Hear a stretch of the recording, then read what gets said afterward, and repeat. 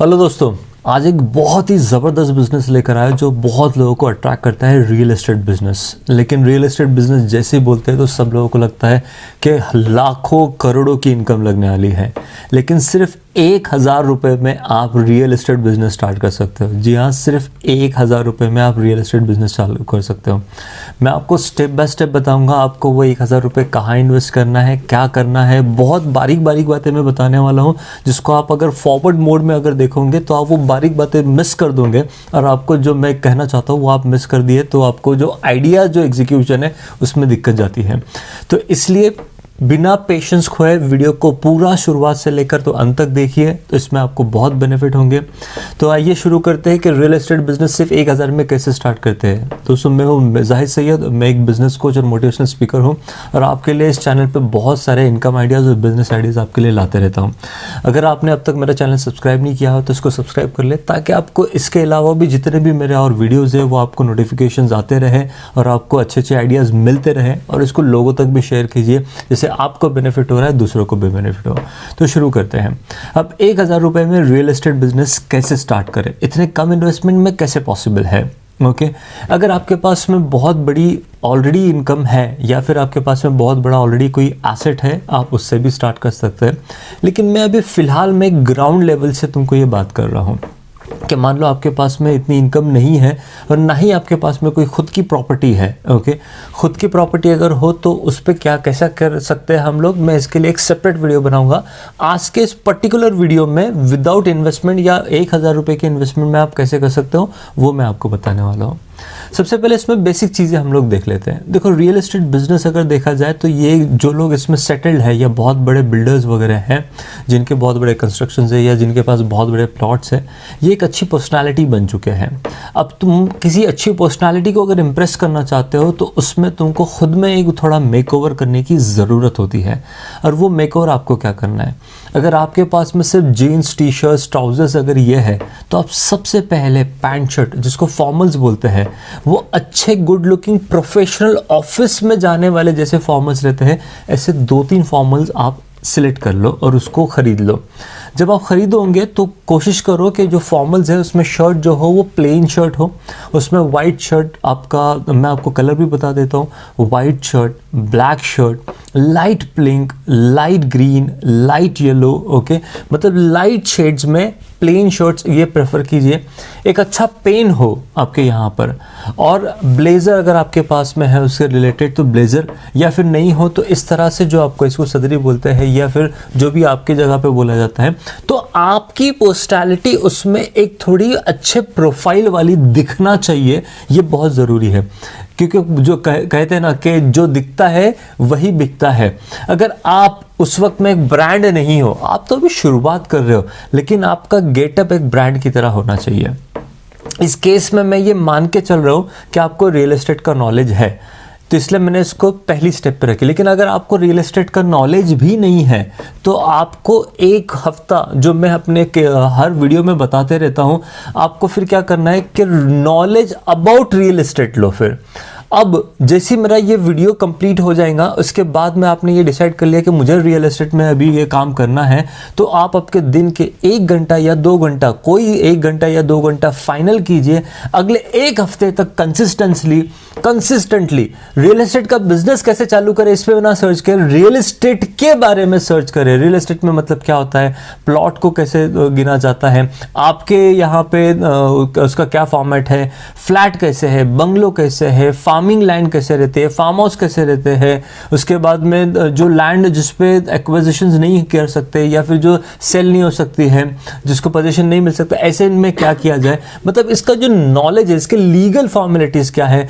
अगर मान लो आप किसी की डील करवाते हो तो उसमें तुमको कंसल्टेंसी चार्जेस या किसी को ब्रोकरेज चार्जेस भी बोला जाता है, कहीं कहीं जगह पे उसको ना अलग अलग टर्म्स यूज़ किए जाते हैं। लेकिन आपकी मेहनत है तो आप उसमें ये शर्म छोड़ दीजिए और आपको वो काम काम करने में कोई दिक्कत नहीं होगी। एक दिन ऐसे आएगा जो आप पे हंस रहे हैं, वही आपको सलाम भी करेंगे। तो दोस्तों आपको करना क्या है, इसके एक हफ्ते के लिए आपको इसके मेजरमेंट्स क्या होते हैं, inches, feet, square foot, square yard, metre, hectare, एकड़, इन सारी चीज़ों को आप समझ लीजिए। अब मैं ये मान के चल रहा हूँ कि आपने वो नॉलेज एक्वायर कर लिया है, बहुत डिफिकल्ट नहीं है, बहुत ईजी है। जैसे मैं बोल रहा हूँ कि 2 घंटे, आपने 2 घंटे का दिन का 1 घंटा भी दिया, एक हफ्ते में आपको सारे यूनिट्स पता चल जाते हैं। उस एक हफ्ते में से आप कुछ ऑनलाइन सीख रहे हो और कहीं पे तुम किसी रियल एस्टेट, अगर कोई एजेंट है उसके साथ बातचीत कर सकते हो। तुम्हारे ताल्लुकात में कोई रियल एस्टेट इंडस्ट्री में है तो उनके साथ तुम बात कर सकते हो। उनको ये बोलो कि मैं करना चाहता हूँ, आप मुझे सिखाओ, वो ज़रूर आपको सिखाएंगे और वो आपको बहुत बड़ी हेल्प करेंगे। लीगल इश्यूज़ क्या रहते हैं, कैसे डील करवाते हैं, क्लाइंट कैसे ढूंढते हैं। ओके, फिर आपकी जो ऑनलाइन स्टडी करेंगे तो ये भी उसमें आप स्टडी कीजिए कि अगर मेरे पास कोई प्रॉपर्टी वो बेचना है तो मैं इसको ऑनलाइन कैसे लेके जाऊँ। मैं इस वीडियो में आपको वो भी बताने वाला हूँ, लेकिन आप इस पर भी सर्च कर सकते हैं। तो मैं मान के चल रहा हूँ कि अगर आपके पास में रियल एस्टेट का नॉलेज है, नहीं है, तो उसको आपको नॉलेज लेना है। दूसरा, फिर आपने क्या किया, फॉर्मल ड्रेसेस ले लिया आपने। अब तीसरी स्टेप जो आपको मैंने 1000 रुपये कहा, 1000 रुपये में एक बहुत अच्छे प्रोफेशनल विजिटिंग कार्ड्स बनाइए। अपने जो काम कर रहे हो आप रियल एस्टेट एजेंसी का, उसको एक ब्रांड नेम दो। उसको कोई भी लोकल ब्रांड नेम या रिलीजन ब्रांड नेम ना दो, उसको एक प्रोफेशनल ब्रांड नेम दो। उस ब्रांड नेम पे फिर नीचे आपका कॉन्टैक्ट नंबर, अगर आप पर्सनल नंबर डालना चाहते हो वो, या आपके बिजनेस के लिए नया नंबर लेना चाहते हैं तो एक नया नंबर लें और उसको उस नए नंबर पे व्हाट्सएप वगैरह सब कुछ एक्टिवेट करा दिए। जितने भी सोशल मीडिया प्लेटफॉर्म्स है वो तुम्हारे फ़ोन पे होना चाहिए, और वो नया नंबर लेकर उसको उस विजिटिंग कार्ड पे डाल के मेक श्योर उस पर व्हाट्सएप एक्टिवेट होना चाहिए, क्योंकि बाद में व्हाट्सएप एक बहुत बड़ा कम्युनिकेशन मीडिया बन जाता है। ओके, तब आपने वो ले लिया, व्हाट्सएप एक्टिवेट करवा लिया, आपका सब सही हो गया, उसको ना विजिटिंग कार्ड पे डाल दिया। अगर आपको टेक्निकल चीज़ें आती है तो आप आपकी खुद की वेबसाइट बना सकते हो फ्री में, घर पे बैठे बैठे। लेकिन फिलहाल मैं मान के चलता हूँ कि आपको वो नहीं आता है, तो आप कैसे कर सकते हो। अब आपने क्या कर लिया, आपके पास में 3 चीज़ें हो गई, आपके पास में नॉलेज आ गया। मतलब अगर किसी रियल एस्टेट इंडस्ट्री वाले से आपको बात करना है तो आप उस टर्मिनोलॉजी में बात कर सकते हो, वरना वो कुछ बोलेगा और आपको कुछ नहीं समझेगा तो कम्युनिकेशन गैप हो जाएगा और आगे बात नहीं बन पाएंगी। दूसरी बात कि आपने सही ड्रेसअप कर लिया है तो वो आपको एक प्रोफेशनल मान रहा है, तो वो आपको एंटरटेन करेगा, आपसे बात करने में वो आपका इंटरेस्ट दिखाएगा। और तीसरी बात, आपने एक विजिटिंग कार्ड बता दिया, तो आपने बता दिया कि मैं इस इंडस्ट्री में एक प्रोफेशनल हूं और मैंने ये बिजनेस स्टार्ट किया है या मैं बिजनेस कर रहा हूं, ये आपने उसको ये अपना विजिटिंग कार्ड दे दिया। अब आपको करना क्या है, एक्चुअल काम। अब आप जिस एरिया में रियल एस्टेट काम करना चाहते हो, जिस सिटी में, एरिया में नहीं, जिस सिटी में करना चाहते हो, सबसे पहले तो वहां पे जैसे कि मेन सेक्टर में ले लेता हूँ, एक रहता कमर्शियल स्पेसेस, मतलब जिसको हम लोग शॉप्स बोलते हैं, दुकान बोलते हैं, ओके, या ऑफिस स्पेस बोलते हैं। दूसरे रहते हैं फ्लैट स्पेस, मतलब रेसिडेंशियल स्पेस, उसमें भी रेसिडेंशियल में फ्लैट है, रो बंगलो है और बंगलोज है। और फिर तीसरी चीज़ आती है प्लॉट्स। ओके, इन 3 मेजर सेक्टर्स में समझो आपके काम चल रहे हैं। तो इसमें जो ब्रोकरेज है ये एरिया टू, ये सिटी टू सिटी वाइज ये डिफर होता है, तुमको वो अपने रेट्स निकाल लेने हैं।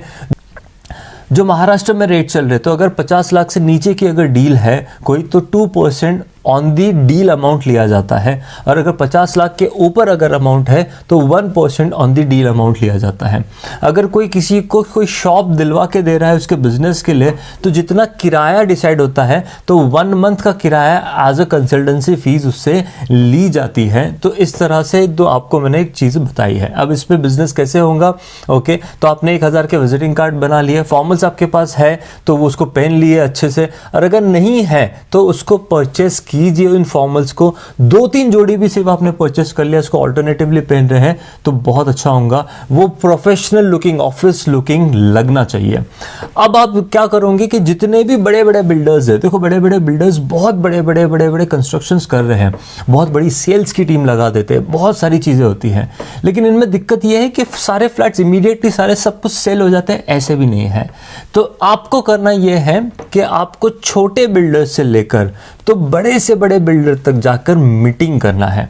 अब मीटिंग करना है तो वहाँ पे जब जाओगे तुम अपना कार्ड दिखाओगे, ओके, और वहाँ पे रियल एस्टेट कंसल्टेंट इस तरह से अगर कार्ड दिखाओगे आप, तो वो आपको बिल्कुल अपनी उनकी ही फील्ड से रिलेटेड है, तो इसलिए वो आपको एंटरटेन करेंगे। अगर आपको कोई रिलेटिव है या फिर मान लो कि कोई कॉन्टैक्ट है, तो आप कॉन्टैक्ट थ्रू भी जा सकते हैं। मान लो नहीं है, आप वहाँ पे गए, अब ऐसे 10 जगह चले गए, 10 में से मान लो कि 4 लोगों ने मीटिंग के लिए भी मना कर दिया, 6 लोगों ने बोल दिया ठीक है मीटिंग करना चाहते हैं, उसमें से भी 3 लोगों ने मीटिंग के बाद मना कर दिया और 3 लोगों ने बोला ठीक है हम तुम्हारे साथ करने के लिए तैयार है। तो आपको मीटिंग में बात क्या करना है? मीटिंग में आपको सिंपल चीज़ समझानी है कि सर मैं एक ऐसे सर रियल एस्टेट कंसल्टेंट हूँ, मैं एक अपने जितने भी जिनके साथ मैं टाइप करता हूँ उनके साथ में मैं एक काम कैसे करता हूँ मैं आपको बताता हूँ। मैं जितने भी मेरे क्लाइंट्स हैं, तो मेरे पास जितनी प्रॉपर्टीज़ है उन प्रॉपर्टीज़ को मैं अपने क्लाइंट्स को दिखाता हूँ और फिर बाद में मैं अपने क्लाइंट्स अगर उनको पसंद आती है तो मैं आपके सामने या फिर जो ओनर है उनके सामने बिठाकर सामने सामने पूरी मीटिंग कराता हूँ। और ट्रांसपेरेंसी रखिए, कोई भी इसमें गलत काम मत कीजिए, लालच बुरी बला है, तो यहाँ पे ट्रांसपेरेंसी रखिए। जो लेने वाला है और जो देने वाला है, ये दोनों अगर आपके पास में है तो इन दोनों को पहले ही तुम्हारे कंसल्टेंसी चार्जेस क्या रहेंगे ये क्लियर बता दीजिए और उनसे एक छोटे से फॉर्म पे आप साइन अप भी करवा सकते हो इफ रिक्वायर्ड, अदरवाइज ऐसे भी ये काम चलता है। अब अगर मान लो कि उनको पसंद आ गया ना, आपने बिठा दिया उनके सामने, तो इस तरह से आपको तो एक इनकम मिल जाएंगी, ये नॉर्मल एक बात है, ओके। तो मतलब वहाँ पे गए, वो फिर वहाँ पे नेगोशिएट करेंगे, जो भी डील अमाउंट होंगी, जितना भी यहाँ पे कुछ इनकम होंगी, उस इनकम पे फिर आपको परसेंटेज मिल जाएंगे। कभी कभार ये परसेंटेज बहुत अच्छा खासा होता है। 50 लाख पे 2% हम लोग बोले तो करीबन ये 10,000 रुपये हो गए करीबन एक डील के, ओके। तो इस तरह से बहुत अच्छी इनकम होती है। लेकिन अगर हम लोग इसके अलावा अगर बात करें कि मान लो कि आपने रेंटल इनकम में जा रहे हो, कि जहाँ पे किराया 5,000, 10,000, 15,000, 20,000, 25,000 या 1-1 लाख रुपए किराया है, तुमने ना कंपनी से कोलैबोरेशंस कर ली है। बहुत कंपनीज को बहुत बड़े बड़े कमर्शियल स्पेसेस की ज़रूरत पड़ती है, उनके पास जाते हो, उनको बोलते हो मेरे पास में ये प्रॉपर्टीज़ है, तो उनको ला के दिखाते हो, तुमने ऑलरेडी ओनर से बात कर चुके हो, तो वो अगर हो जाता है तो तुमको 1 मंथ का रेंट मिलता है।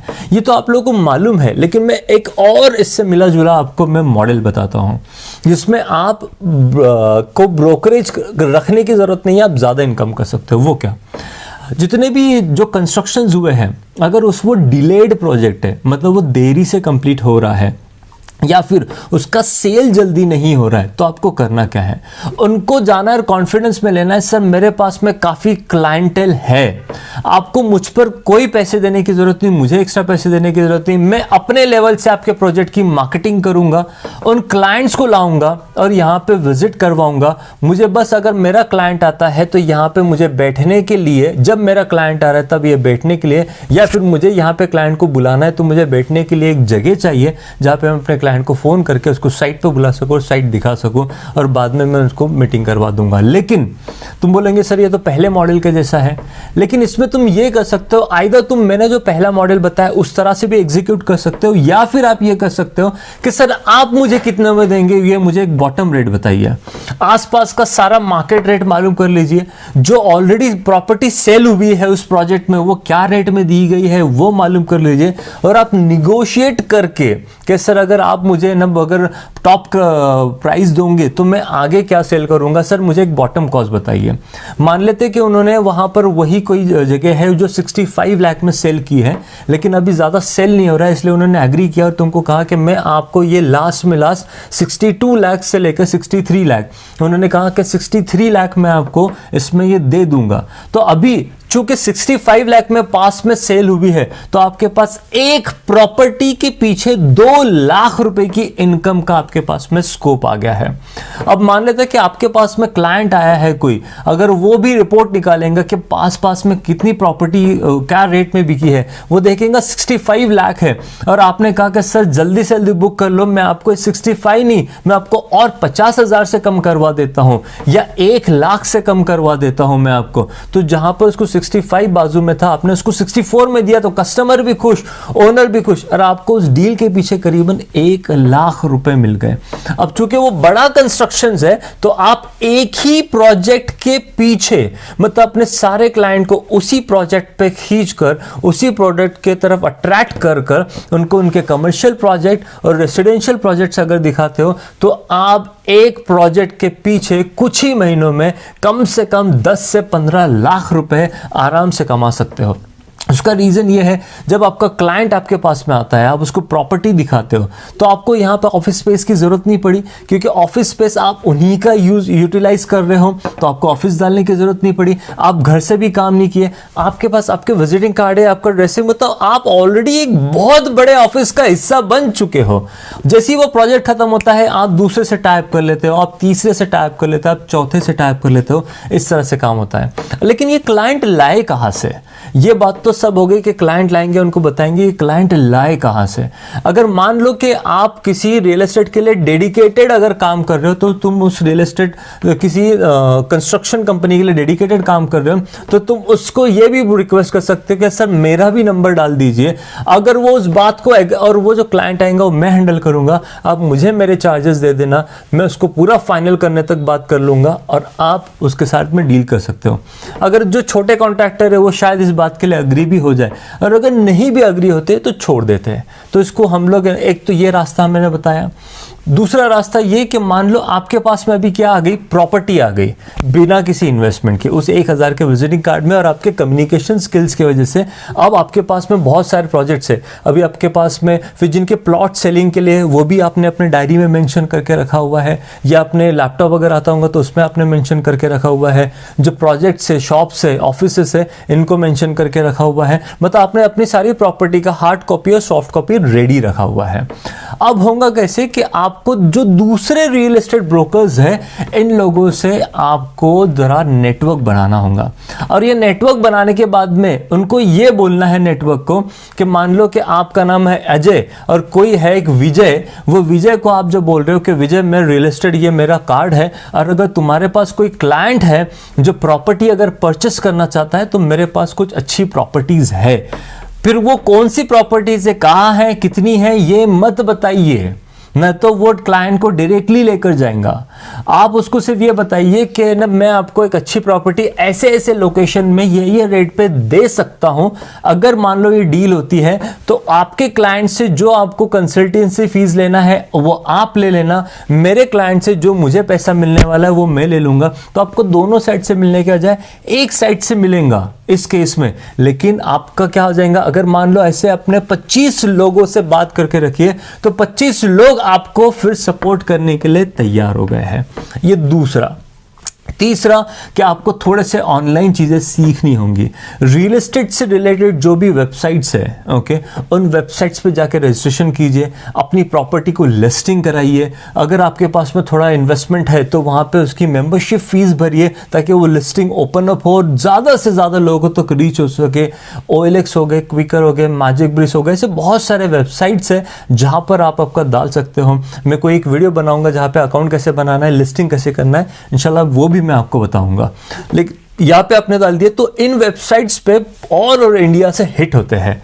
ये सिर्फ इंडिया से नहीं तो है ना, जैसे कि बहुत बड़ी बड़ी वेबसाइट है, तो फॉरेन इन्वेस्टर्स भी जो इंडिया में इन्वेस्टमेंट करना चाहते हैं वो भी इस पे देखते हैं, और उनके पास में पैसा बहुत होता है। उनको सिर्फ एक चाहिए रहता है, एक भरोसेमंद, वो आपको कायम रखना है, और एक प्रोफेशनल वो आपको ना डेवलप करना है। तो उनको एक भरोसेमंद प्रोफेशनल चाहिए जो उसके काम सारे करवा सके, क्योंकि वो ज़्यादा चक्कर नहीं मार सकते। तो डॉक्यूमेंटेशन, उनको सिर्फ साइन अप की ज़रूरत हो, बाकी सब कुछ आप उनको अगर ये सर्विसेज करवा के देंगे तो आपका बिजनेस स्टार्ट हो जाएगा। ऐसे कई सारे मॉडल्स पे आप अर्निंग कर सकते हो। मैंने 3 बताया आपको क्लाइंट को लाने के लिए। एक है कि आप कॉन्ट्रैक्टर को डायरेक्टली बोलिए, कंस्ट्रक्शन कंपनी को, कि मेरा नंबर डाल दिए। बहुत रेयरली वो पॉसिबल है, लेकिन सम पीपल वो करते हैं। दूसरा ये कि आप अपने नेटवर्क के जरिए। तीसरा ये कि आपको उसको ऑनलाइन लेके जाना, और ऑनलाइन के जरिए आप वो प्रॉपर्टी को लिस्टिंग कर सकते हो। दोस्तों होता यह है कि कभी कभार किसी किसी महीने बिल्कुल कुछ भी नहीं होता है, ओके, किसी महीने बहुत कुछ हो जाता है। एवरेज बेसिस पे अगर देखा जाएंगे तो ये बहुत कुछ होता है, लेकिन इसमें शुरुआती वक्त में तुमको सीखना ज़रूरी है। जिस दिन ये चीज़ तुमको तुम अगर ये चीज़ देखोगे कि इसमें सबसे कमाल की चीज़ आप क्या कर रहे हो, आपको बेचने की कला इसमें आ रही है, प्रॉपर्टी बेचने की कला आ रही है। ऐसे बहुत सारे कंपनीज हैं जिन्होंने सिर्फ रियल एस्टेट कंस्ट्रक्शन बिल्कुल नहीं करते, वो रियल एस्टेट की प्रॉपर्टी सेल करते जो दूसरे कंस्ट्रक्शन कर रहे हैं। तो वो नेटवर्क बनाते हैं इन्वेस्टर्स का, और वो उनके पास में जो मार्केट रेट तोड़ के लेते हैं अपने कंस्ट्रक्शन कंपनी से, और वो कंस्ट्रक्शन कंपनी से जो मार्केट रेट वो ब्रेकेज करके लेते हैं, तो बहुत मैसिव इनकम हो जाती है बिना कोई कंस्ट्रक्शन कॉस्ट डाले। क्योंकि कंस्ट्रक्शन अगर कंपनी स्टार्ट करना है तो वो बहुत ही बड़ा काम है, प्रोफेशनल्स लगेंगे, लेकिन यहां आप अकेले इस बिजनेस को स्टार्ट कर सकते हो और बहुत ही मैसिव ग्रो कर सकते हो।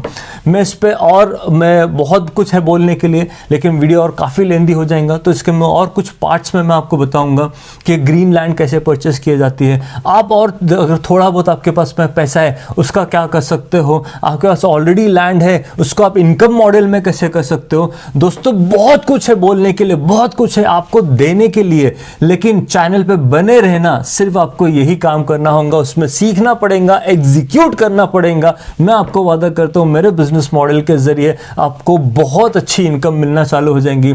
जो आपके करंट अर्निंग्स या फिर जॉब है, आप उसको कहीं ना कहीं छोड़ के इसी बिजनेस मॉडल पे, इन्हीं तरह के बिजनेस मॉडल पे बहुत अच्छी अर्निंग कर सकते हो। तो बहुत अच्छे आइडियाज आपको अगर जानना है तो मेरे चैनल को अभी के अभी सब्सक्राइब करो, इसको लाखों लोगों तक, इसको कई लोग, जितने लोग आप जानते हैं उन तक शेयर करो, क्योंकि मैं सिर्फ आपको या मुझे इंडिपेंडेंट नहीं बनना चाहता हूं। मेरे इस माध्यम से जितने लोग अर्निंग करना चालू कर देंगे उतना ज़्यादा फायदा हो सकता है। क्योंकि जिस दिन मैंने आज आपको जो मॉडल बताया है, ये मॉडल अगर परफेक्ट अगर रन हो गया और अगर आपका ये मॉडल चल पड़ा, तो आप कई लोगों को जॉब पे रख सकते हो। हर प्रोजेक्ट पे एक एग्जीक्यूटिव आपका होगा, आपको सिर्फ क्लाइंटेल लाने पे मेहनत करना होगी। हर प्रोजेक्ट पे एक जगह होगा, 10 प्रोजेक्ट पे 10 लोग, 10 लोग अगर उनकी 5-5 लोगों की फैमिली, तो 50 लोग आपके एक बिजनेस मॉडल से ना पेट भरना चालू कर देंगे। और ऐसे कई सारे बिजनेसमैन अगर मेरे चैनल के हिसाब से डेवलप हो गए, मेरे चैनल के माध्यम से अगर डेवलप हो गए, तो कई फैमिली सेटल डाउन हो सकती है। मैं इसमें आपका प्यार और आपकी मदद चाहूंगा, तो इस चैनल को सब्सक्राइब करें, इसको देखते रहिए। बीच बीच में जो एड्स आती है उन एड्स को भी देखकर सीखो, लर्निंग कर्व बढ़ाओ, उसको स्किप करने का जाए उसको सीखो कि मार्केटिंग कैसे की जाती है, एड कैसे थ्रो की जाती है, बात कैसे की जाती है, प्राइसिंग कब बोले जाती है, प्रोडक्ट का ब्रीफिंग कैसे किया जाता है, इसको सीखो कि कम से कम वक्त में वो कैसे करते हैं। तो मिलते हैं मेरे नेक्स्ट वीडियो में, टिल देन बाय बाय।